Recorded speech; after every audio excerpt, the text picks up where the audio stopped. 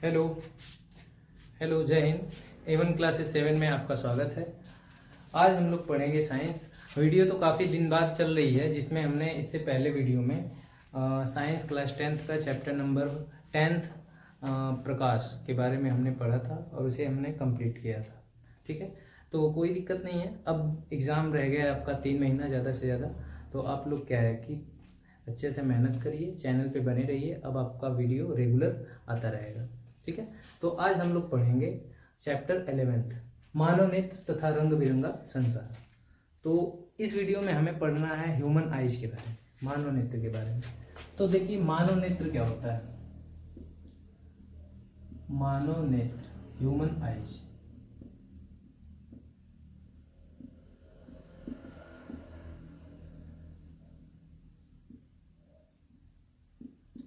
Human eyes जो है ना, हमारे शरीर का एक बहुमूल्य अंग है, जिससे हम दुनिया की सभी चीज़ों को देख सकते हैं।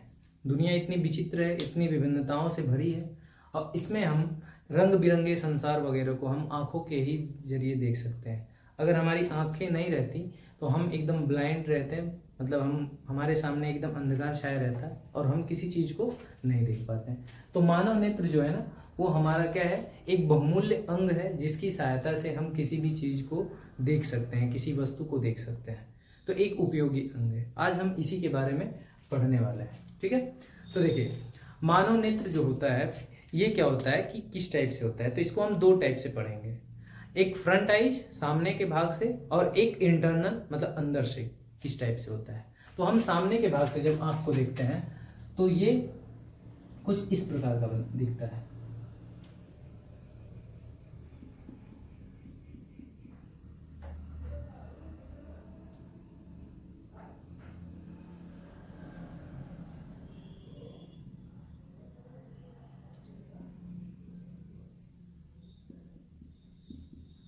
ये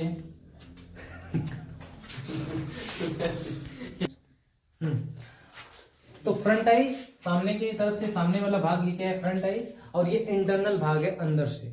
मतलब सामने से अगर हम आंख को देखते हैं तो आंख का सिर्फ हमें 5 से 6% हिस्सा, मतलब लगभग 10% हिस्सा ही सामने से दिखाई देता है। बाकी जो आंख का 90% भाग होता है वो कहाँ होता है, हमारे आंख के अंदर होता है, अंदर की तरफ होता है।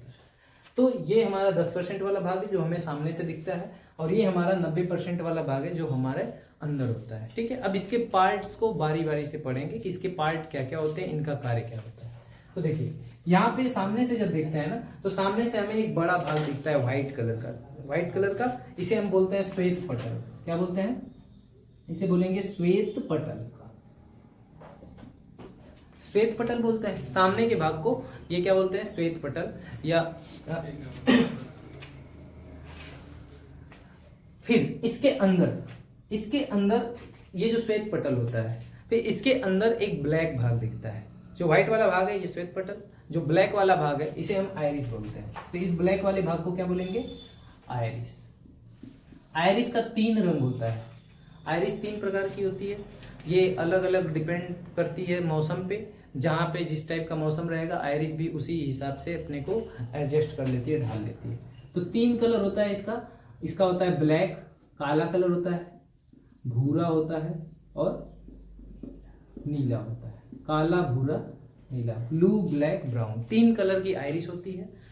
फिर इसके बाद आइरिस होता है, तो आइरिस के अंदर ना छोटा सा अंदर छिद्र होता है। इस छोटे से छिद्र को ही हम क्या बोलते हैं, प्यूपिल्स। इसे क्या बोलेंगे, पुतली या प्यूपिल्स बोलते हैं इसे। इस पुतली का कार्य होता है, ये आइरिस है, और ये कंजक्टिवाइटिस इसे बोलते हैं, कंजक्टिवा। तो ये जो होता है, इसके अंदर ये व्हाइट वाला भाग है श्वेत पटल, ये वाला भाग है हमारा आइरिस। 3 कलर की होती है, काला, भूरा और नीला, ब्लू, ब्लैक, ब्राउन। और इसके अंदर छोटा सा छिद्र होता है जिसे प्यूपिल्स या पुतली बोलते हैं।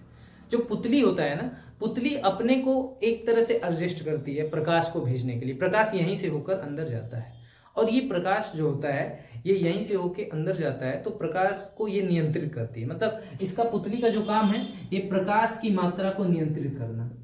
प्रकाश को नियंत्रित करना, नियंत्रित मतलब ये लाइट को क्या करती है, कंट्रोल करती है। अगर बहुत ज्यादा प्रकाश है तो ये प्रकाश को कम करेगी, सिकुड़ जाती है। जब ज़्यादा प्रकाश आता है तो ये क्या होगी, सिकुड़। जैसे कभी कभी रात वगैरह है, कोई टॉर्च जला दिया अचानक आँख पे, तो आँख अपने से बंद हो जाती है कि नहीं, तो उसमें क्या है, पुतली सिकुड़ जाती है।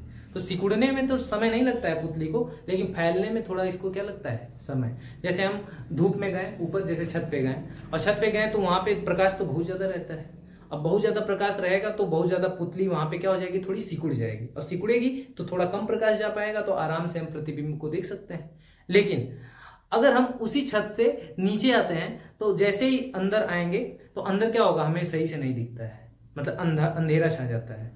वो इस वजह से होता है कि पुतली वहां पे तो ऊपर सिकुड़ी है, वहां प्रकाश ज्यादा था, कम करने के लिए जैसे ही नीचे आई, अब नीचे प्रकाश कम हो जाता है और हमें सही से नहीं दिखाई देता है, अंधेरा। तो वहां पे 5 मिनट तक रहेंगे, 2-3 मिनट तक अगर रहेंगे अस्थिर, तब हमें धीरे धीरे चीजें दिखाई देने लगती है, क्योंकि पुतली को कम से कम 1 से 2 मिनट तक उसको फैलने में समय लगता है, जबकि सिकुड़ने में थोड़ा भी समय नहीं लगता। सिकुड़ बहुत जल्दी जाती है, लेकिन फैलने में उसे समय लगता है। इस वजह से अगर हम छत से नीचे आएंगे तो हमें कम दिखता है। बात समझ में आई?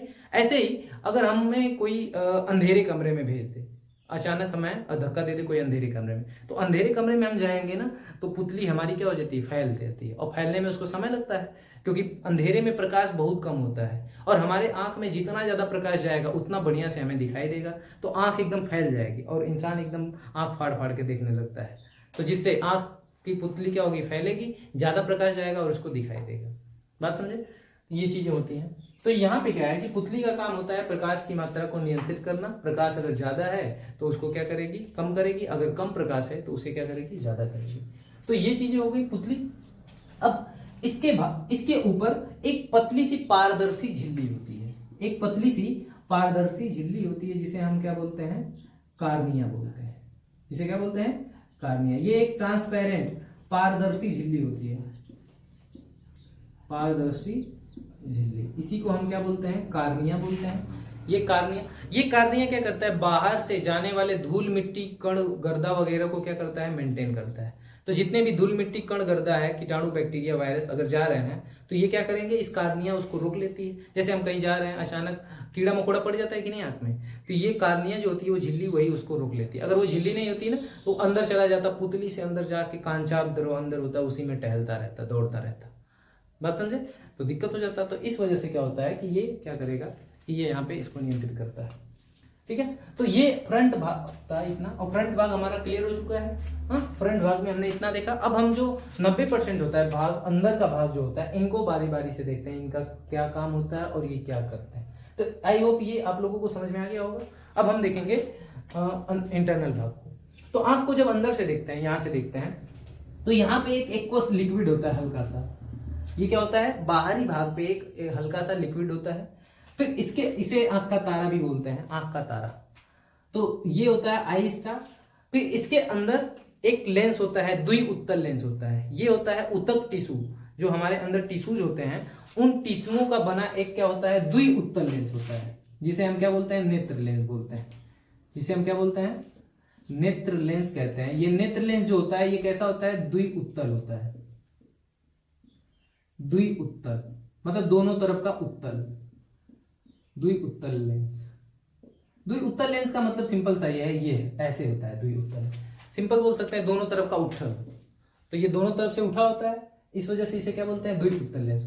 अच्छा, ये लेंस को एडजस्ट करने के लिए, इसको टिकाने के लिए कुछ ना कुछ तो चाहिए जिसपे ये टिका हो। तो इसे ना हमारे शरीर को, पूरे बॉडी को, हमारी मांसपेशियां हमको क्या करती हैं, रोक कर रखती हैं, पकड़ के रखती हैं। अगर मांसपेशियां ना हो ना तो हमारी बॉडी क्या हो जाए, हड्डी वगैरह गिर जाए। अगर मांसपेशियां ऐसा खींच लिया जाए तो हड्डी वगैरह क्या हो जाएगी, गिर जाएगी।